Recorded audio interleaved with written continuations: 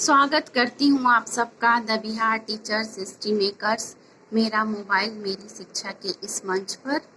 इस मंच से जुड़े सभी शिक्षकों का अभिवादन करती हूँ, सम्मान करती हूँ। मैं फिर से अपनी क्लास में एक सुविचार के साथ उपस्थित हूँ जो इस प्रकार है। सीखने के लिए जुनून पैदा कीजिए, यदि कर लेते हैं तो आपका विकास कभी नहीं रुकेगा। तो आइए हम भी एक जुनून के साथ अपनी क्लास का शुभारंभ करते हैं और अपनी शिक्षा को आगे बढ़ाते हैं। पिछले वीडियो में हमने जनन चैप्टर पर चर्चाएं की थी, जनन के बारे में पढ़ा था। इस वीडियो में हम अनुवांशिकी और विभिन्नता के बारे में कुछ जानने की कोशिश करते हैं। हमने जनन में पढ़ा था कि सभी जीव अलैंगिक या लैंगिक जनन की क्रिया के द्वारा अपने ही समान संतान या संतति उत्पन्न करते हैं, जो मूल गुणों में अपने जनक या माता पिता के समान ही होते हैं। इन मूल गुणों को हम पैतृक गुण या पैतृक लक्षण कहते हैं।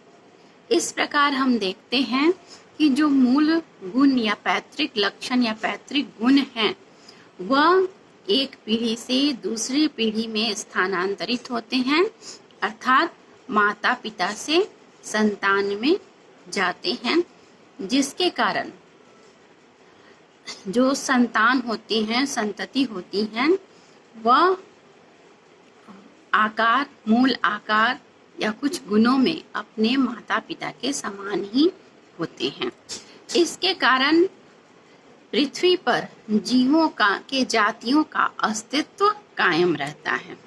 हालांकि सभी जीवों की मूल संरचना लक्षण अपने जनक के समान होते हैं, फिर भी उनमें कहीं न कहीं कुछ विभिन्नताएं अवश्य होती हैं।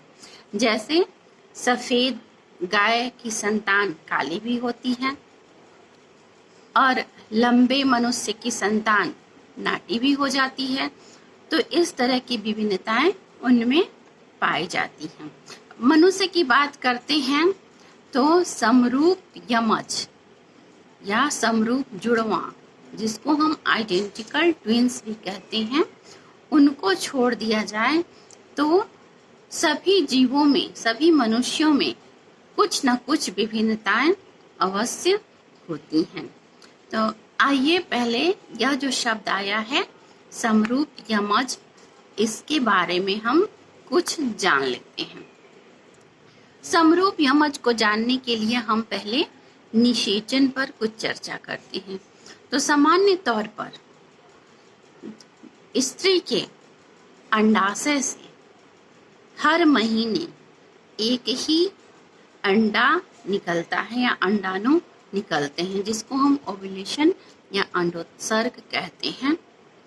लेकिन कुछ विशेष परिस्थितियों में दोनों अंडाशय से एक एक अंडे निकलते हैं और दोनों अंडे जब निषेचित हो जाते हैं अलग अलग, उस तरह से एक स्त्री एक बार में दो बच्चों को, जिसे हम जुड़वा कहते हैं, उनको जन्म देती है।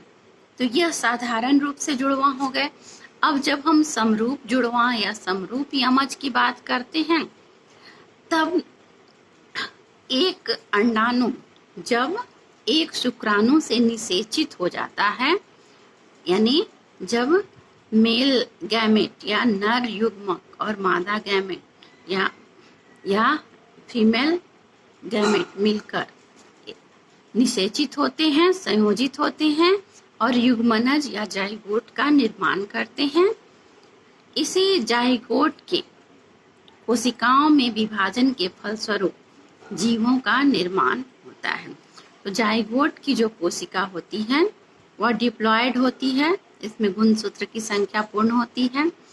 तो जब किसी विशेष परिस्थिति में जब जाइगोट में विभाजन होता है, तो यह पूर्ण रूप से कोशिकाएं इसकी अलग हो जाती है और अलग अलग विभाजित होकर यह एक एक अलग संपूर्ण जीव का निर्माण करती है।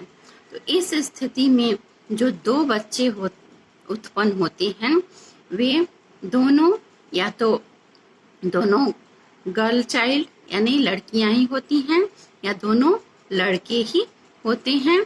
और जो भी दो संतानें होती हैं, चाहे वो लड़कियां हों या लड़के हों, वे अपनी रूप, गुण और व्यवहार सभी में एक समान होते हैं और इनको ही हम आइडेंटिकल ट्विंस या समरूप यमज कहते हैं। आइए अब हम विभिन्नताओं और उनके प्रकार पर कुछ चर्चा करते हैं। हमने अभी पढ़ा है कि जो जनक के द्वारा जो संतान उत्पन्न होते हैं वह मूल गुणों में जनक के समान होते हुए भी कहीं न कहीं भिन्न अवश्य होते हैं। और एक ही जनक के जो कई संतान होते हैं उन संतानों में भी विभिन्नता पाई जाती है। जैसे उनका रूप रंग, उनका आकार, उनकी आवाज, उनकी मानसिक क्षमता इत्यादि में विभिन्नताएं होती हैं।